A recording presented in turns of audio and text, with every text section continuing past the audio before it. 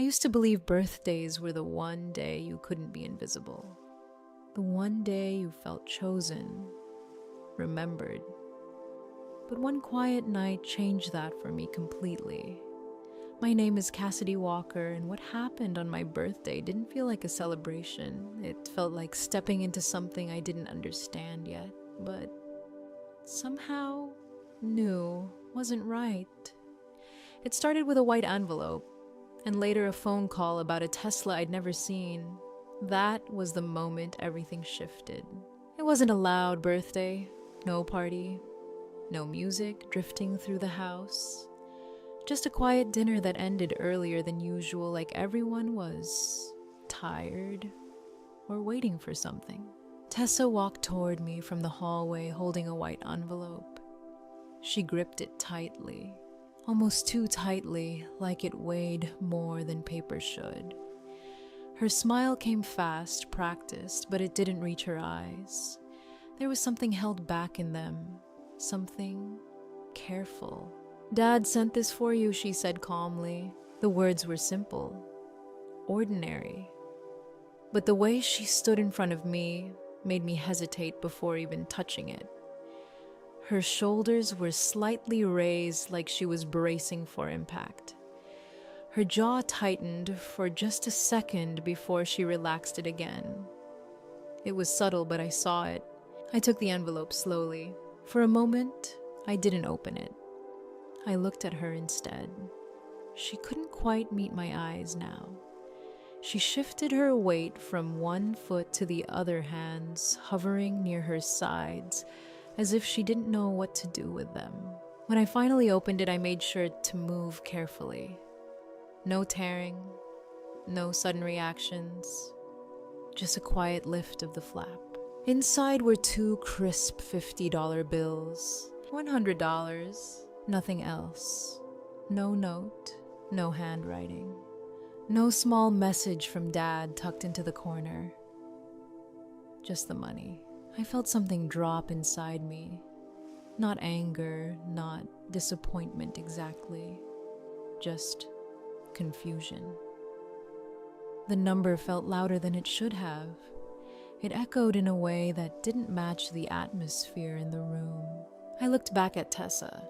Her face had gone still, not relaxed still. Her mouth pressed into a thin line before she quickly adjusted it. Her breathing looked uneven, shallow. She was watching me too closely, like she was waiting for something to explode. But I didn't give her that. I kept my expression calm. I folded the envelope carefully and placed it back on the table instead of holding it. I didn't thank her. I didn't question her. I just let the silence sit between us. That silence did something. I saw it in the way her shoulders shifted, like she'd prepared for a reaction she never received. Brian was standing near the doorway the entire time, far enough to avoid being part of the exchange, but close enough to see everything. He didn't step forward. He didn't speak. His arms were loosely at his sides, posture casual in a way that felt intentional. He was observing, not participating. There was something calculated about the distance he kept, like he wanted a clear view without leaving fingerprints on the moment. I felt it then, that strange, almost invisible tension running through the room. The envelope in my hand felt less like a gift and more like a placeholder, like a sentence that ended too soon. Still, I said nothing. Later that night, when the house had settled into that heavy kind of quiet that only comes after midnight, I stepped into the corner of the hallway with my phone. I don't even know what pushed me to call Dad. Maybe it was the way Tessa couldn't look at me. Maybe it was the way Brian lingered near the doorway. Or maybe it was just the feeling that something about the number didn't sit right. The phone rang longer than usual. When he answered, his voice carried warmth, the familiar kind. For a moment, I almost felt foolish for calling. He didn't ask about dinner. He didn't ask how my day had been. Instead, he said, calm and clear, "Do you like the new Tesla?" I remember going completely still. My fingers tightened around the phone without me meaning to. The word Tesla felt like it landed from somewhere outside the reality I was standing in. I swallowed. "What Tesla?" I asked. There was a pause on the line, not long, but long enough. "The one I sent you," he replied, still sounding certain, almost pleased. My chest felt tight. "I only received $100, I said, making sure my voice didn't shake. "That's all." I chose each word carefully. No emotion, no accusation, just the number. Silence stretched across the line. Not the kind where someone is thinking of what to say next. The kind where something has just broken quietly and both people know it. I stood there in the dark hallway listening to the faint sound of his breathing on the other end. The warmth in his tone had faded. It wasn't anger yet. It was realization. Behind me, I sensed movement. I turned slightly and saw Tessa near the edge of the hallway, close enough to hear. The color had drained from her face. Her posture looked different now, rigid, frozen. She hadn't meant to be seen. She hadn't meant for the call to happen, but it had. I didn't say anything else. I didn't need to. The truth was already sitting between all of us, even if no one had named it yet. That was the first crack. Not loud, not dramatic, just quiet enough to change everything. When my mother died, the house didn't fall apart in a dramatic way. There were no shattered plates, no screaming matches, no obvious collapse. It was quieter than that. The emptiness she left behind didn't echo. It settled. It moved into the walls, into the spaces between conversations, into the pauses no one filled. Before she passed, our home had a center. Even when Dad was overseas for work, there was a rhythm to things. Decisions felt shared. Money felt structured but not guarded. Questions didn't feel dangerous. After she was gone, that rhythm disappeared. Dad continued working abroad sometimes for years at a time. His contracts kept money flowing, but his absence became a permanent fixture in the house. He called when he could. He asked practical questions. He trusted that things at home were being handled. And they were. Just not in the way he might have imagined. Tessa stepped into the space Mom left behind, not emotionally at first, but practically. She began managing the bills, groceries, utilities, insurance, school fees, repair costs. Everything with numbers attached to it moved through her hands. At the time, it felt logical. She was older. She was responsible. Someone had to organize things. And gradually, without any formal announcement, money became authority. It wasn't loud. It didn't happen overnight, but decisions began to pass through Tessa before they reached anyone else. If I needed something small, I asked her. If I wanted clarity about expenses, I asked her. If something didn't make sense on paper, I told myself she probably had already thought it through. Over time, I stopped checking. Not because I didn't care, but because asking questions seemed to thicken the air. There's a particular kind of silence that grows in a house when questioning feels inconvenient. It doesn't look like fear. It looks like cooperation. It feels like keeping the peace. I learned that quickly. Dad would send funds from overseas, and Tessa would confirm they arrived. She handled transfers, scheduled payments, moved amounts between accounts.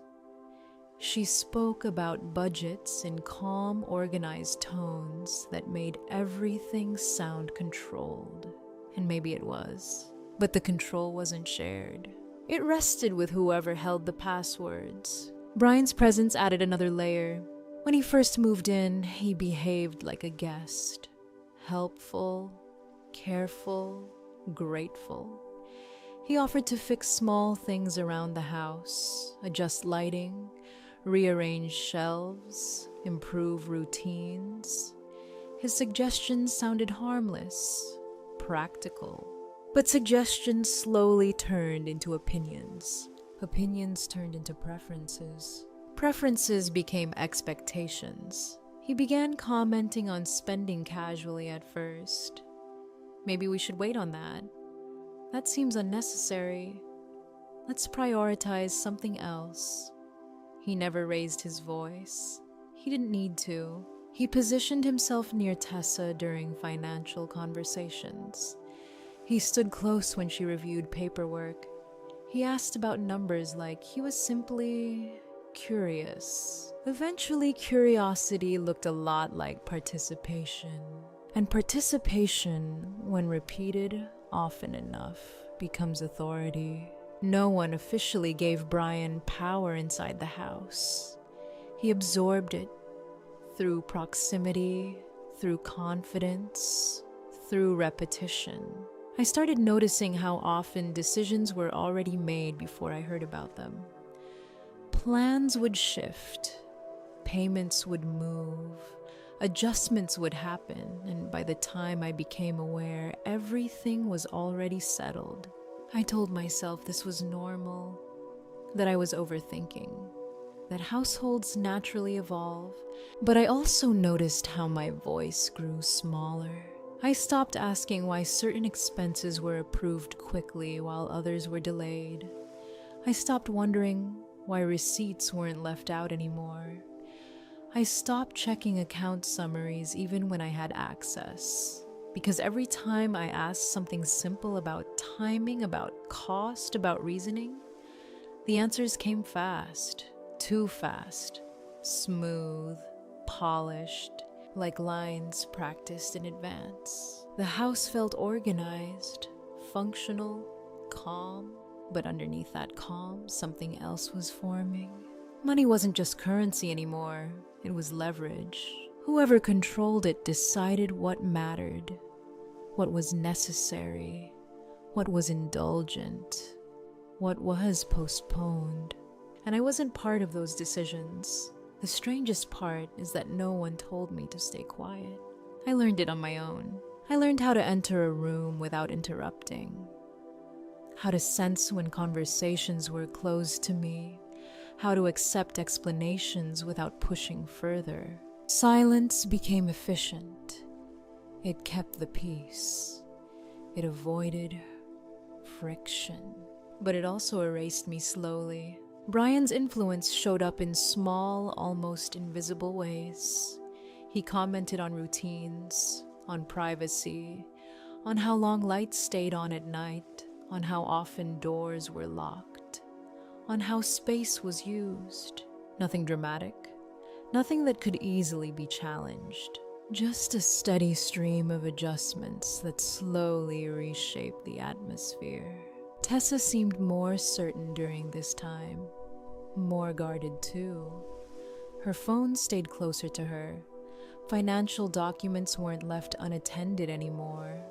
Drawers that used to stay open were suddenly locked. If I entered a room, mid-conversation words would stop, not abruptly, smoothly, as if the sentence had naturally ended. The first few times it happened, I ignored it. People deserve privacy, I told myself.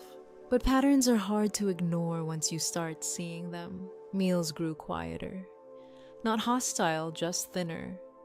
Conversations stayed on safe topics. Work, weather, schedules. Anything deeper felt like stepping into something unstable. I realized something subtle but important. I felt like I was living next to decisions not inside them. I was present, but not included. I watched systems operate without being invited to understand them. I saw financial shifts happen without explanation. I sensed coordination I couldn't fully name. And instead of pushing against it, I adjusted to it. That's the part that unsettles me most when I look back. Not what they did, but how easily I adapted to being outside of it. The house functioned smoothly. Bills were paid. Groceries were stocked. Repairs were handled. On the surface, everything worked. But I moved through my own home carefully, measuring words, measuring tone, measuring when to ask and when to stay quiet. The silence wasn't empty anymore. It was structured. It shaped the way I spoke, the way I breathed inside certain rooms, the way I interpreted glances and pauses. Control doesn't always look like control. Sometimes it looks like organization, responsibility, helpfulness. Sometimes it looks like someone saying, "Don't worry, I'll handle it." And eventually you stop worrying, you stop handling, you stop asking. By the time I realized how much power had settled into that structure, how money had quietly become the center of authority, the environment was already built. Stable on the outside, carefully arranged, and dependent on silence to keep it standing. 2 weeks before my birthday, something shifted, but not in a way you could point at directly. Dad called late one evening from overseas. His voice carried that familiar tiredness from long shifts, but underneath it, there was something else. A current of excitement I hadn't heard in a long time. He didn't talk about work. He didn't ask about bills or schedules or whether the plumbing had been fixed. He said he'd prepared a surprise for me. Not something small, not something symbolic, something meaningful. Something he'd been planning for months. His words were careful, like he was choosing them one by one so he wouldn't reveal too much too soon. He said he wanted it to make up for the time he'd spent away, wanted it to matter. I remember standing there with the phone pressed to my ear, nodding, even though he couldn't see me. Promises had floated through our conversations before. They had a way of sounding warm and dissolving quietly later. So I didn't let myself build expectations. But this time, his tone was different. Controlled, contained, like he was holding back a smile. The next morning, Tessa approached me in the kitchen while I was making coffee. She didn't walk in with her usual energy.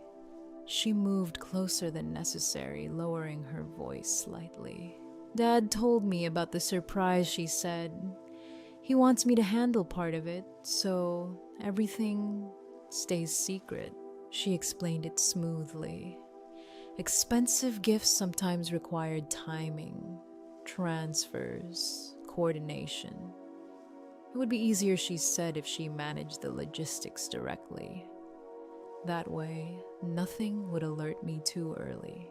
The explanation sounded reasonable. She'd handled household finances for years. She knew how transfers worked.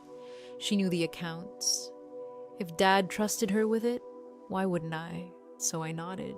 But something in her posture felt tight. Not nervous exactly, just measured. Over the next few days, the house changed in ways that were subtle but persistent. Brian started appearing more often in spaces that used to feel neutral. He would stand a little too close when Tessa was checking something on her laptop. Their conversations dropped into low tones the moment I entered the room. Words like timing amount and waiting drifted through the air before dissolving when they noticed me.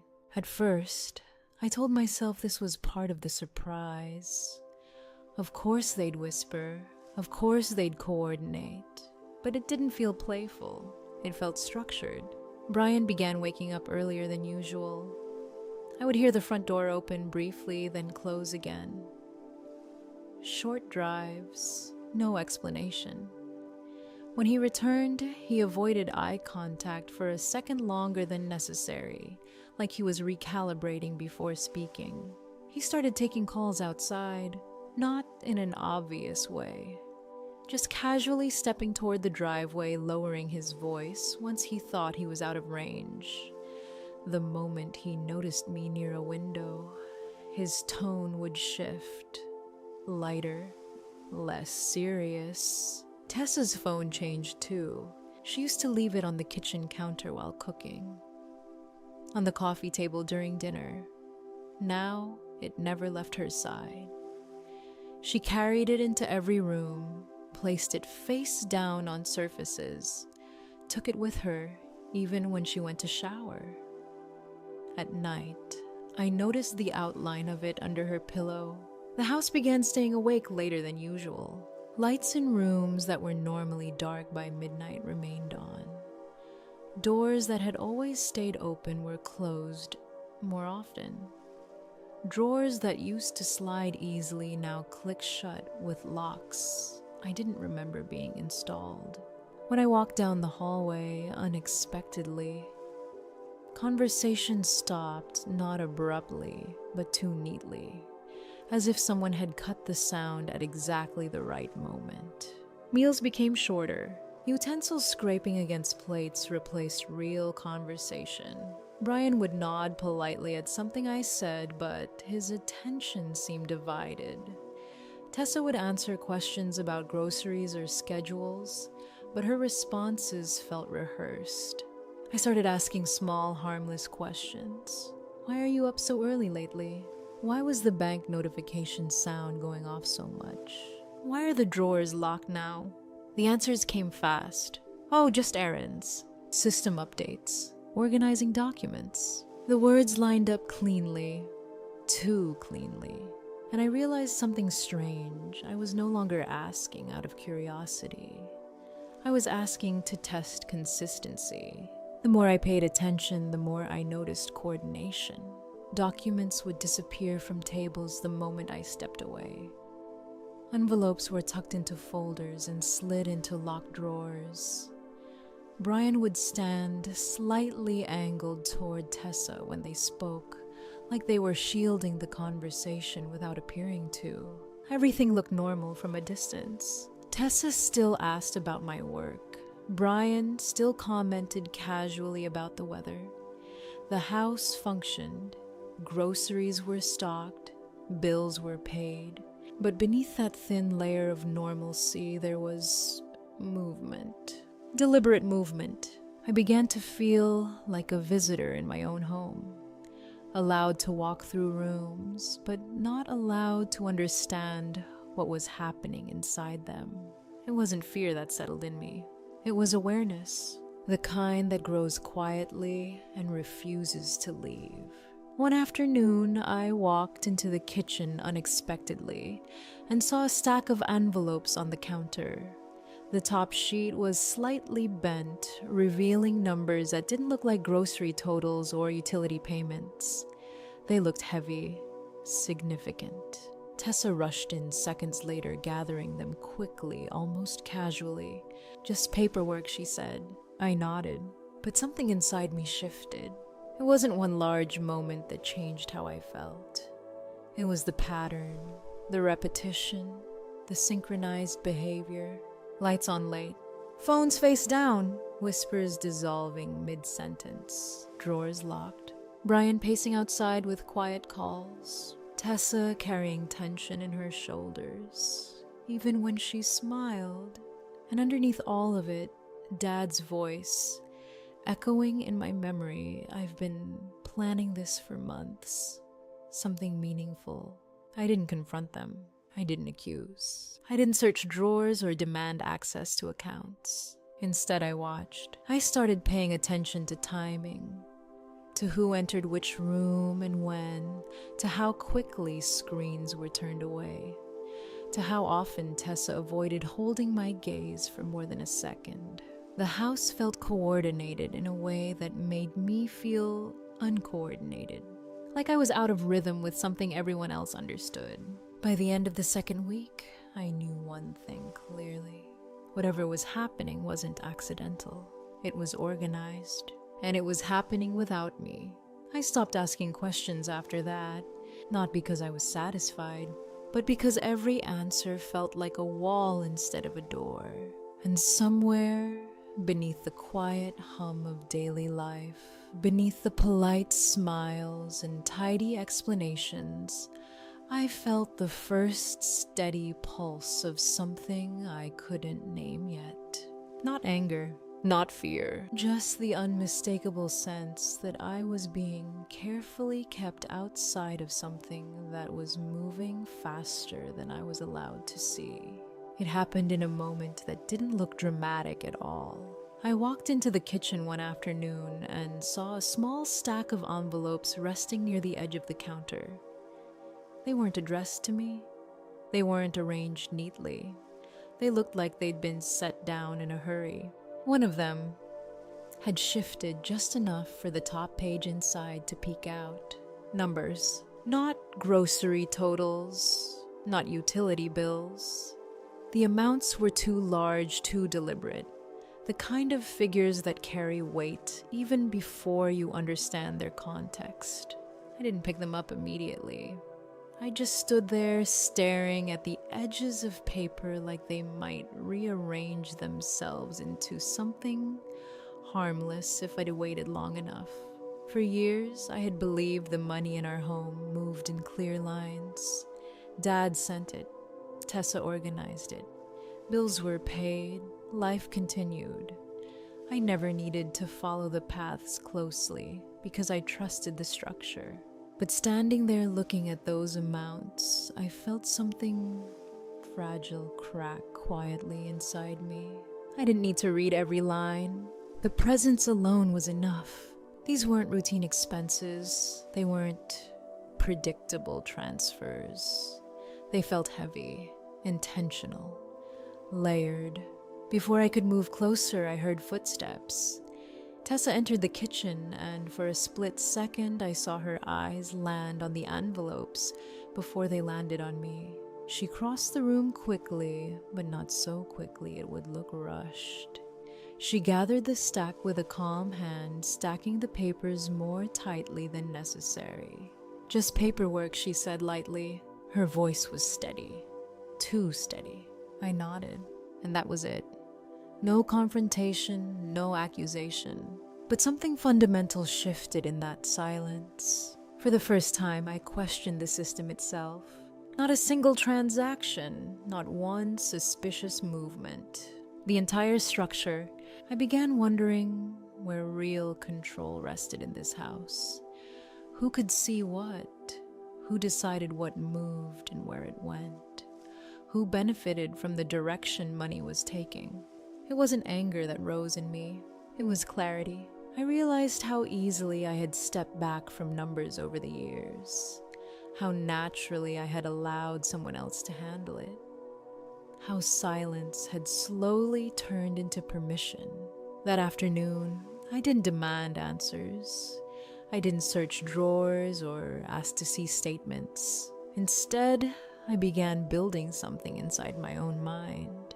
A quiet plan. I thought about bank records, about transfer dates, about confirmation emails, about the digital trails money leaves behind when it moves between accounts. I thought about timestamps, about transaction histories, about how even the most carefully spaced withdrawals still exist somewhere in a system. The realization wasn't loud. It didn't feel explosive. It felt steady. Like a door inside me closing softly. For years I had lived next to decisions. Now I understood that I needed to look inside them. Not because I wanted conflict, but because I no longer believed that transparency was guaranteed simply because someone said, "I'll handle it." That was the moment passive silence stopped feeling safe, and quiet awareness began. The morning of my birthday didn't feel like a celebration. I woke up earlier than usual, not because I was excited, but because the air felt heavy. The house was quiet in a way that didn't feel natural, not peaceful, controlled, like every sound had been asked to stay small. When I walked into the kitchen, Tessa was already there. She stood near the counter, a white envelope held tightly between her fingers. Not loosely, not casually, tightly. Her posture was straight, almost rehearsed, like she had practiced this moment in her head before I stepped into the room. She turned toward me and offered a small smile. "Dad sent this for you." Her voice was steady, clear, no hesitation. I didn't reach for it immediately. Something about the way she held it made me pause. Her fingers released the envelope too quickly once I touched it, as if holding on a second longer might expose something she didn't want seen. Her jaw tightened just slightly. Her shoulders lifted and fell in a controlled breath. Brian stood near the doorway, not inside the kitchen, not fully outside of it, just positioned carefully enough to observe without appearing involved. His arms rested loosely at his sides. His expression was neutral, watchful. I opened the envelope slowly. Inside were 2 crisp $50 bills. $100, no note, no handwriting, no message from Dad, just the money. For a moment, the number felt louder than it should have. It didn't match the atmosphere that had been building for 2 weeks. It didn't match the secrecy. It didn't match the weight in the house. But I kept my face still. I folded the envelope closed again carefully. I didn't thank her. I didn't question her. I placed it gently on the table instead of holding on to it. The silence that followed stretched between us. Tessa's hands hovered for a second, unsure where to land. Her breathing shifted, barely noticeable, but uneven. She was waiting for something. A reaction, a protest, a disappointment. I gave her none of it. Brian remained in the doorway, his presence deliberate. Close enough to hear every word, far enough to deny involvement. The room felt arranged, and the envelope felt incomplete, like a sentence cut in half. I spent the rest of the day moving quietly through the house. No celebration, no mention of anything larger. Just ordinary sounds layered over something unspoken. It wasn't until near midnight that I stepped into the hallway with my phone. The house had settled into darkness. Doors closed, lights off. The kind of quiet that presses inward. I stood in the corner near the wall, holding my phone longer than necessary before dialing. A part of me still hoped I was overthinking everything, that the heaviness was just my imagination. The call connected. I listened to the hollow international tone. My breathing slowed, but my heartbeat refused to follow. When Dad answered, his voice carried warmth. For a brief second, I almost let the call stay light. But before I could say anything, he spoke. "Do you like the new Tesla?" The words landed clearly, confident, certain. I felt my fingers tighten around the phone. "What Tesla?" I asked. There was a small pause. "The one I sent you," he replied, still calm. I swallowed carefully. "I only received $100, I said, keeping my voice steady. "That's all." I shaped the words slowly so there could be no confusion. No room for interpretation. Just the number. Silence followed. Not awkward silence, not distracted silence. The kind that stretches because something has just shifted beyond repair. On the other end of the line, I could almost hear the realization forming. The warmth in his tone drained quietly. He didn't interrupt. He didn't react loudly. He just stopped speaking for a moment. Behind me, I sensed movement. I turned slightly. Tessa stood near the edge of the hallway, closer than she should have been if she hadn't been listening. The faint glow of my phone screen reflected against her face. The color had drained from her skin. Her posture had gone rigid. Her breathing turned uneven. One of her hands lifted slightly toward the wall, then dropped again like her body had reacted before her mind caught up. She didn't speak. She didn't step forward. She froze. Dad's voice returned quieter now. "How much did you say?" 100, I repeated calmly.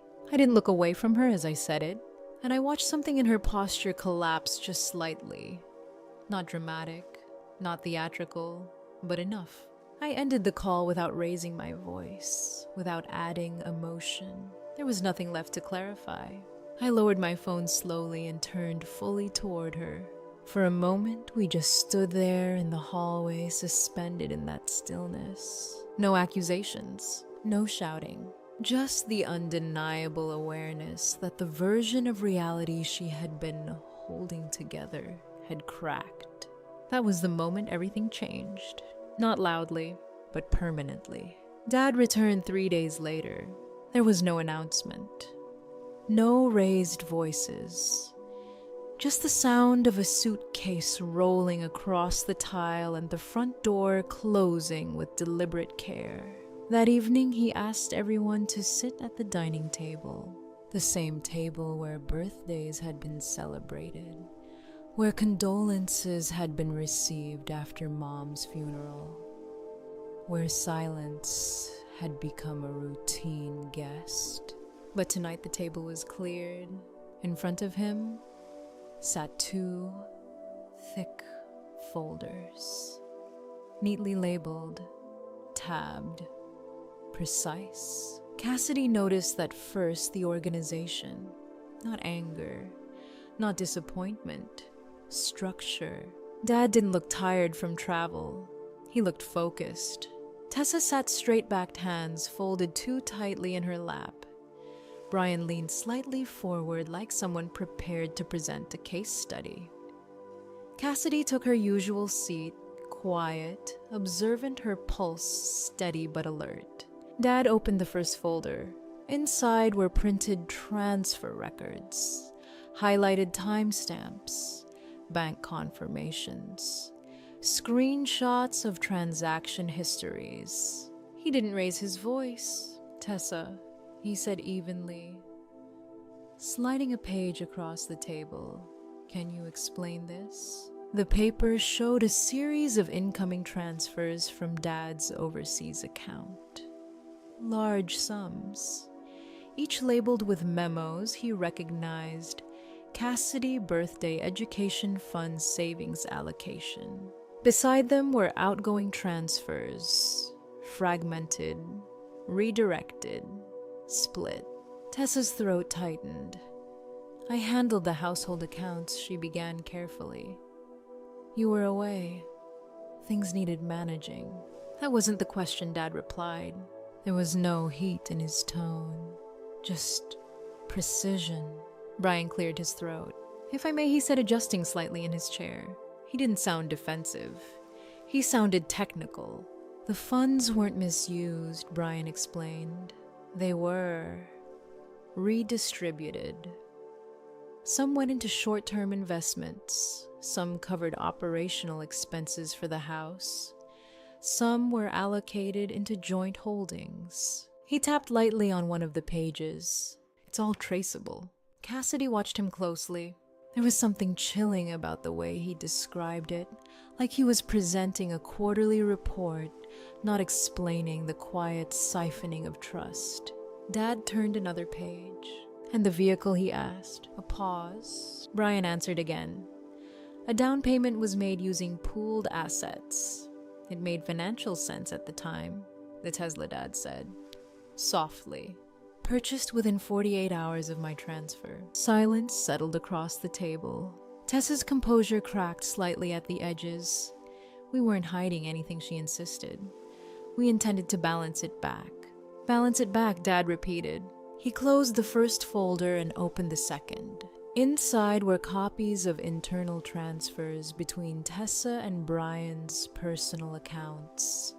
Smaller amounts, regular intervals, labeled vaguely: consulting, maintenance, miscellaneous, Why Dad asked, still calm, were Cassidy's designated funds moving through private accounts. No one spoke for several seconds. Cassidy felt the weight of the air shift. Brian's voice was quieter now. It was temporary liquidity management. Dad held his gaze, without my knowledge. Another silence. Cassidy noticed something then. It wasn't panic on Tessa's face. It was calculation. The realization that documentation had outpaced narrative. Dad leaned back slightly in his chair. I trusted you. He said, not emotionally but factually. I sent money home because I believed this house was being managed in good faith. Tessa's voice rose just a fraction. It was. You don't understand how much responsibility. I understand numbers, Dad interrupted gently. And these numbers don't align with what I sent them for. He slid one final sheet across the table, a summary page. Total amount transferred for Cassidy's birthday, 6 figures. Amount delivered to Cassidy, $100. The precision of it sat in the center of the table like an object no one wanted to touch. Cassidy kept her hands folded. She didn't look at anyone. She didn't need to. This wasn't about shock anymore. It was about clarity. Brian exhaled slowly. We can restructure everything, he said. Reimburse accounts, liquidate holdings if necessary. Dad nodded once. You will. Tessa's eyes flicked toward Cassidy for the first time that evening. Not with anger. Not even with apology. With uncertainty. The hierarchy had shifted. Money had been power in this house for years. It had dictated tone, access, authority. It had decided who spoke and who stayed quiet. Tonight that power was being audited. Dad closed both folders carefully and stacked them. This ends now, he said. Not loudly, not dramatically, just conclusively. The sentence didn't echo. It settled. In the stillness that followed, something irreversible took shape. Not an explosion, not a collapse, but a recalibration. Cassidy sat in the quiet watching. For the first time in a long time, silence didn't feel like submission. It felt like the end of it. The months after the confrontation did not explode outward. They narrowed. Within 6 weeks, Cassidy was packing boxes instead of replaying arguments. Dad's overseas assignment, once temporary, became permanent in a different way. He didn't ask if she wanted to come with him. He simply said, we'll start fresh, and for the first time, it felt like an invitation, not an escape. The new apartment was smaller than the house they left behind. Fewer rooms, fewer echoes. The quiet there was different, stable, not watchful. No locked drawers, no phones turned face down, no whispered strategy in the hallway, just ordinary silence. Dad handled the legal matters methodically. Meetings were scheduled, documents reviewed, language adjusted with the calm neutrality of professionals who specialized in permanence. The will was amended. Tessa's name was removed from inheritance provisions and reassigned into a restricted trust structure tied to compliance conditions. It wasn't framed as punishment. It was framed as risk management. Cassidy sat in one of those offices once watching her father sign the updated documents. The pen didn't shake. There were no speeches about betrayal. Just a line drawn carefully through old assumptions. This is precaution, the attorney had said. Dad nodded. This is clarity. Brian's situation unfolded more slowly. Because the transfers had crossed reporting thresholds in multiple accounts, the financial movements triggered mandatory review processes. Once flagged, they entered a system far larger than family dynamics. Formal audits, documentation requests, structured inquiries. There were no dramatic raids, no shouting, just letters. Certified mail, requests for explanation, deadlines. Brian responded with spreadsheets and justifications. Regulatory bodies responded with further questions. It became procedural, almost clinical. Cassidy learned something during that period. Justice, when it arrives through institutions, rarely looks cinematic. It looks like paperwork. Weeks turned into months of structured accountability. Funds were traced, portions were recovered, certain holdings were liquidated under supervision. Some of Brian's financial reporting practices, particularly around pooled assets and unregistered advisory activity, fell into gray areas that regulators don't ignore. Consequences were incremental, access restricted, licenses reviewed, professional scrutiny applied. Nothing loud, everything recorded. Back overseas, Cassidy adjusted to a different rhythm. School felt lighter, meals were simple. Even arguments, when they happened, were direct and brief.